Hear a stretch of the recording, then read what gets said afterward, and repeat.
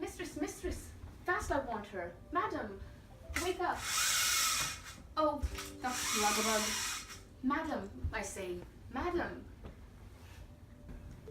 What? Not a word. Thou be so indolent this fine morn. Come now, so Paris hath come for thee. Thou shalt rest once the wedding day is concluded. How sound asleep is she? I must wake her. Madam, madam, madam. Nay, my lady's body is cold as the winter's icy winds.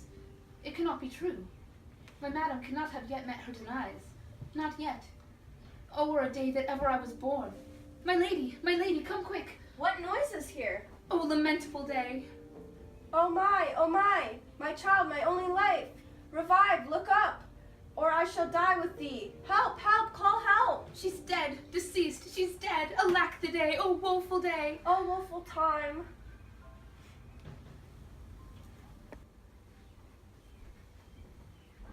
Come, is the bride ready to go to church? Ready to go, but never to return. O son, the night before thy wedding day, hath death lain with thy wife, there she lies. Have I thought long to see this morning's face, and doth it give me such a sight as this? Oh woeful, woeful, woeful day, most lamentable day, most woeful day, that ever I did behold. Beguiled, divorced, wronged, spited, slain, most detestable death, by thee beguiled, by cruel cruelty quite overthrown. O love, O life, not life but love and death. A funeral must be arranged immediately.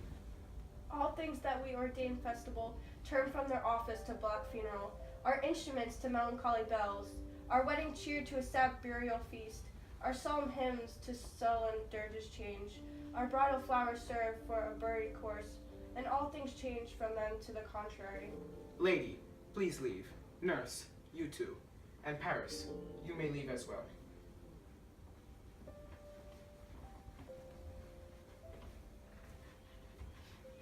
Out of my way, out of my way. I'm off to give a letter to a young Montague. Quickly, quickly. Paul, watch thyself. I'm sorry, but this letter is of the highest importance. Art thou sick? Doth thou have the plague? Thou perspires as if thou were a sinner in church.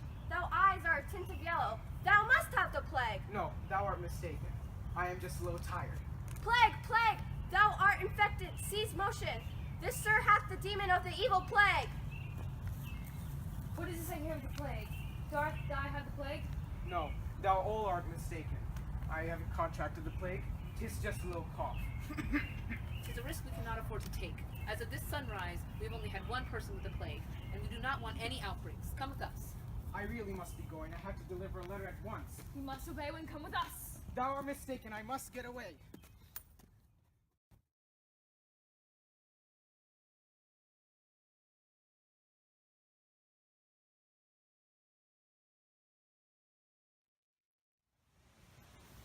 What is this? Addressed to the forsaken Montague. O young Montague, for thou's life is more complicated than mine ever was. Thy love must be strong, as his plan must work precisely. At the point in which thou receivest this letter, thou may or may not know of thy wife's condition. Thy wife, Juliet, was forced into another marriage, one which was to be made official in 3 days' time. She swore to the stars that she wouldn't allow being stolen away from her true love, so she came to me at my cell, begging for an excuse from the marriage, or an excuse from life. I provided her with a potion that would put her in a death-like sleep. Her family and the rest of the world believe that she be resting in heaven. Once the funeral has concluded, come to your love's tomb and fetch her body. By sunset she should awaken, and the two of you may escape from Verona and spend ye lives together. This by Juliet's request. Be patient and strike quickly. Friar Lawrence. This treacherous woman of mine, that wicked friar, that malignant Montague, how dare ye attempt to scheme against thy family and snatch away thy bride? I vow that Juliet will be mine, no matter what it takes. Goodness, poor Paris, for today was to be the day of his union, but now it is the day of his bride's departure. Correct, you are true. A woeful day of today. Now that Juliet's dead, Paris will be without a bride. Is it true that a girl of the Capulet family who bears the name Juliet has died this early morn? No, doth my ear deceive me? Does this pain in mine chest spring from a misunderstanding?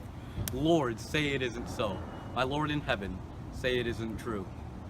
Thou hast heard right, and how disappointing it is to see all of the mortalities in the Capulet family. Indeed. She, my beloved Juliet, the son cannot be dead. My beloved, lay dead in her tomb? No, impossible. I must go and find her. But if it is true, I shall meet her in the heavens by sipping the juice of the forbidden fruit, in which I shall possess shortly. I cannot believe our only daughter is gone. Our only daughter, my only daughter. My child, my sweet, how could she have ended her own existence, all for the sake of her deceased cousin? So it's clear her sadness hasn't made her blind, but I believed a wedding would help her. The ray of joy to brighten the darkness had no effect the light absorbed from her life and mine. Oh, goodness. I knew Juliet's love for Romeo was strong and for Paris weak. But how could I have known that my actions, praising young Paris and cursing young Romeo, would bring her to this?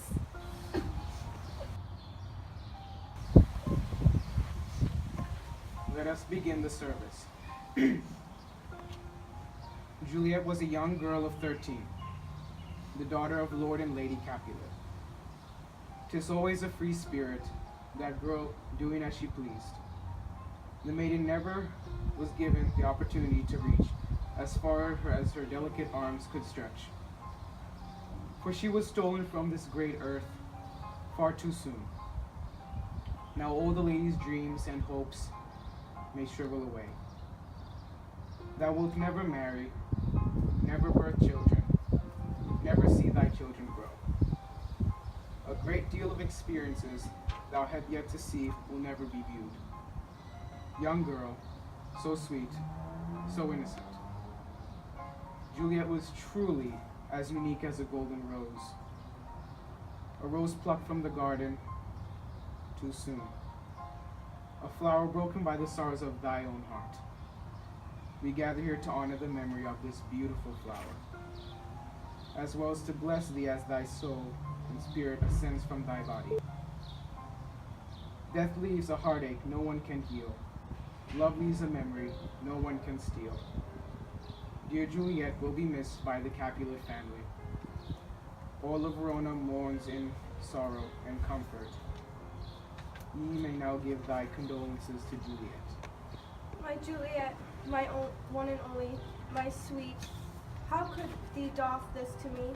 'Twas meant to be a joyous wedding day, now thee live no longer. I knew thou felt great sorrow for thy lost cousin Tilbit, but oh goodness, in these sorrowful moments I ponder if the blame belongs on my shoulders. Should I be to blame for swatting at these sobs in the night? Am I to blame for insisting my child's sorrow could be easily forgotten? What mother am I? What mother am I? Today was supposed to be a merry and glad day, not full of tears and grief. What mother am I?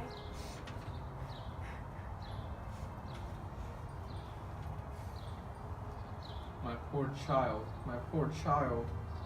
I saw thee as an obstinate, confused little girl who required the stability of a husband. Yet still, I loved thee with arms spread so distant. Foolish of me to scream out, you baggage, to threaten to remove thee from thy own house if a union was not held. Foolish of me, my God, forgive me. Now I simply wish to swallow the words back down my throat and erase them from your mind, while I wish thou to breathe once more.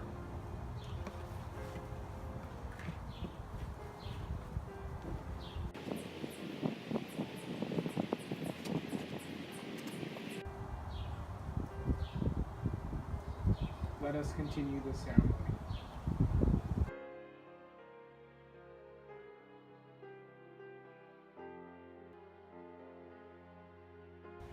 You may now go home in prayer.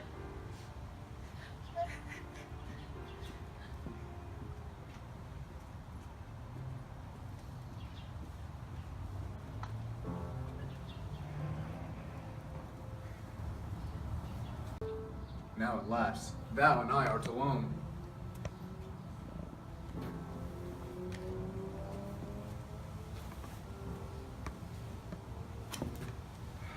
My most beautiful fiancée, how I would have loved to wed thee. Even now, looking at thy deathly face, I want to be thy groom. Alas, such dreams are impossible now. Or at least they would be if I did not know thy secrets. I know of thy schemes and thy ploys, my love. That horrid man is keeping thee away from me, Romeo. But don't worry, my love, I will end this, and I will end him. And then, we can live our lives happily without any more interferences. Let's see what thy darling Romeo thinks of this. Now come, my love. We must see to one last visit from Romeo.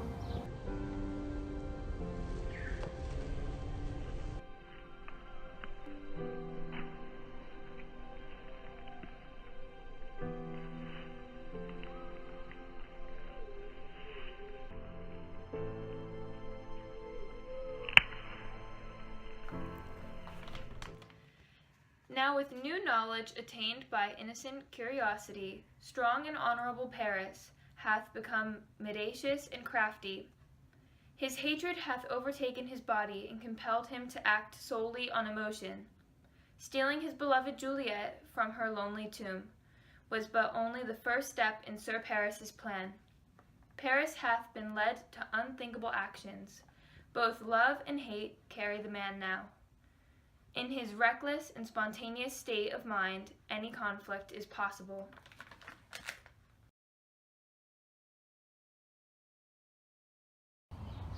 Juliet, Juliet, my love. Oh, Juliet, is it thou whom lay peacefully in this tomb before me? Angels of heaven, please don't let it be so. My dear, has the gossip been a lie?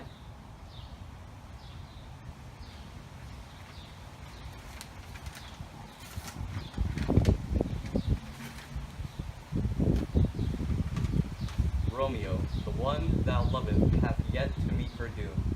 She now resides in my arms, soundly asleep in the arms of the one whom is meant to have her.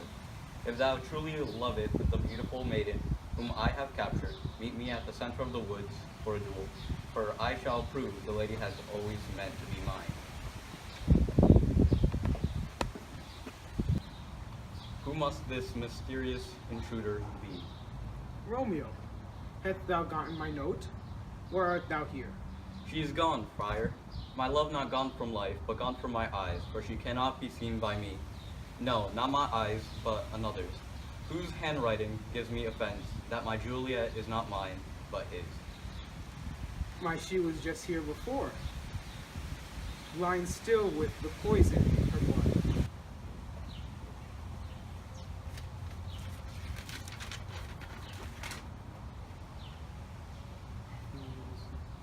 Paris. Paris stole my love from her slumber. How has thee known of it? During the ceremony earlier, the contemptuous day that he was present, he was a skyscraper on the rural land.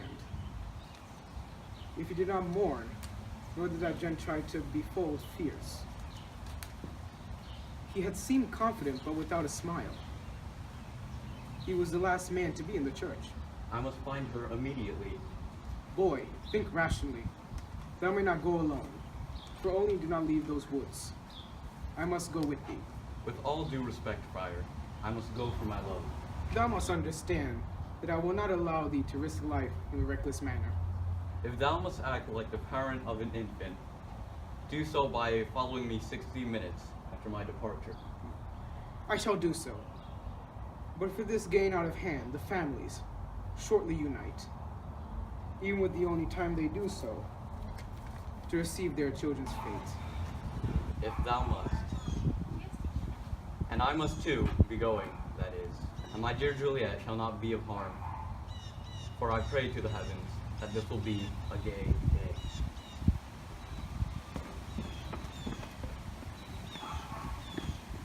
Grant, O Lord, thy protection, and in protection strength, and in strength understanding, and in understanding knowledge, and in knowledge the knowledge of justice, and in love of it, the love of all existence, and love, the love of the Spirit and all creation.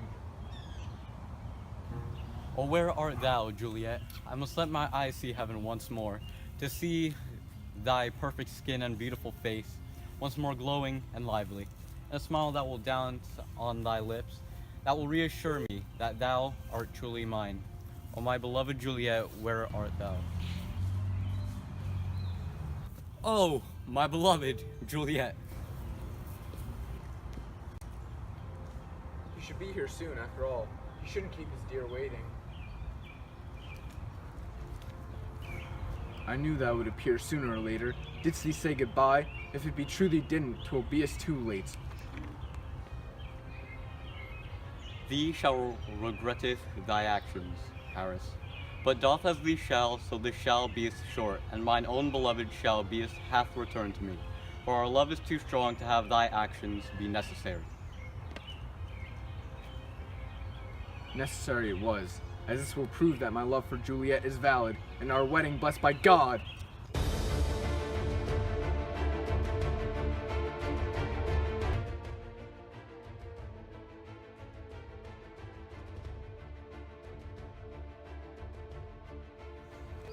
Wherefore do thee bethink this is thy lodging to square?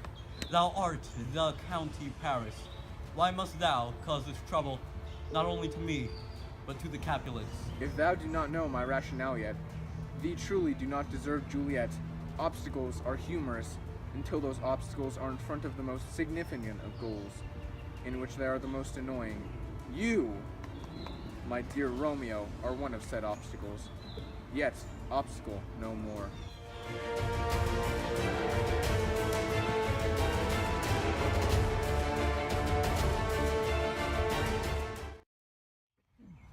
Deserving of death I am not, but thee shall feel worse than death for all thy wrongdoing done, and blesseth Juliet for being a parteth of this.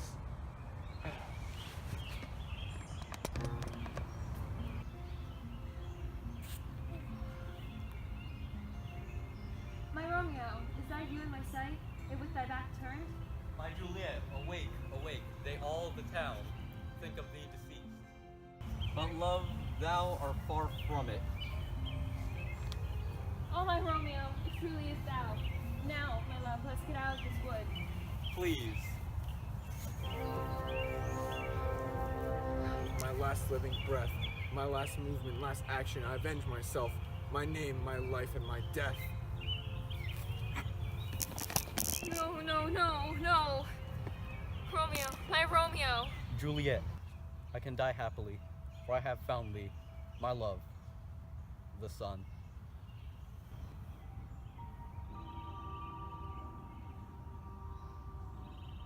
My love, Romeo, Romeo.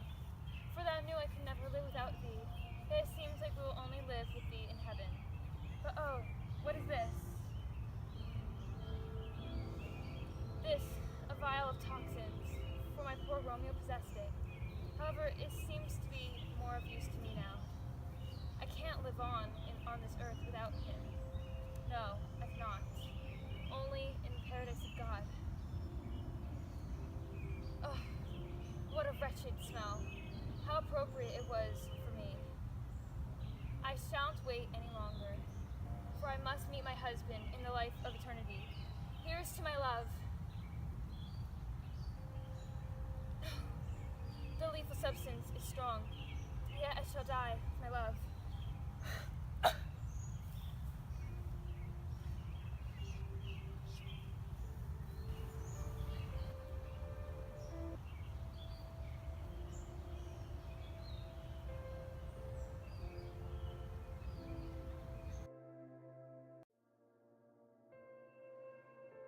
Come with thee, quickly, quickly.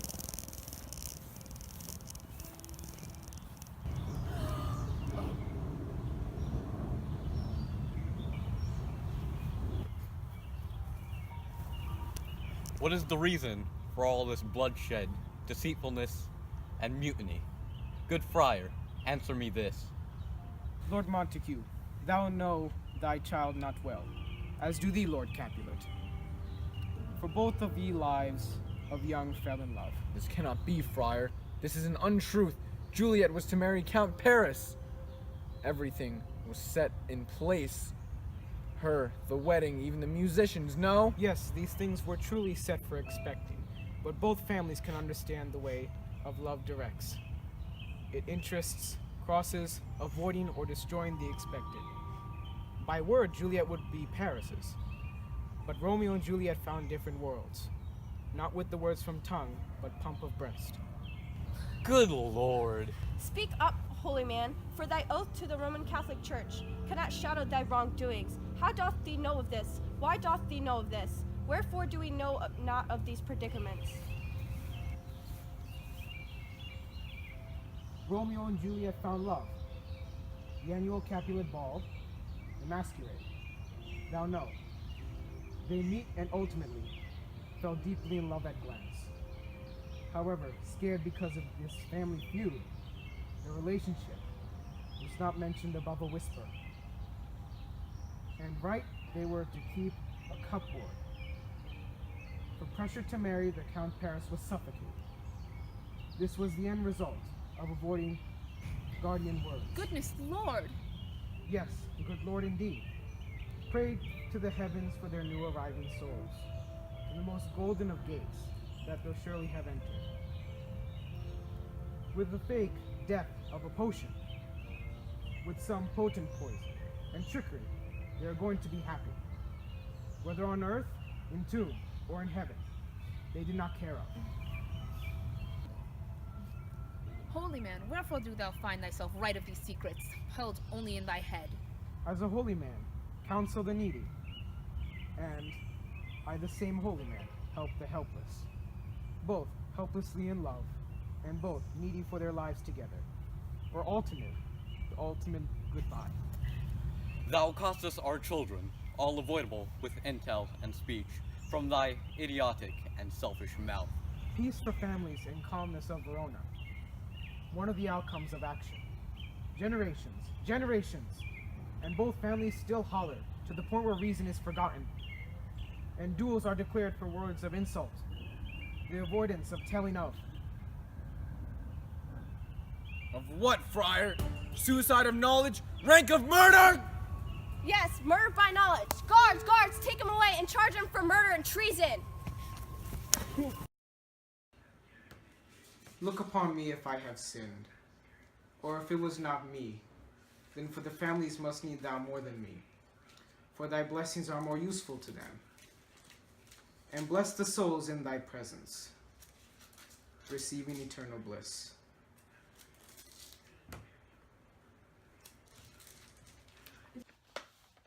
Young Juliet and romantic Romeo had successfully executed one of their plans, living together or dying together, the latter becoming their fate.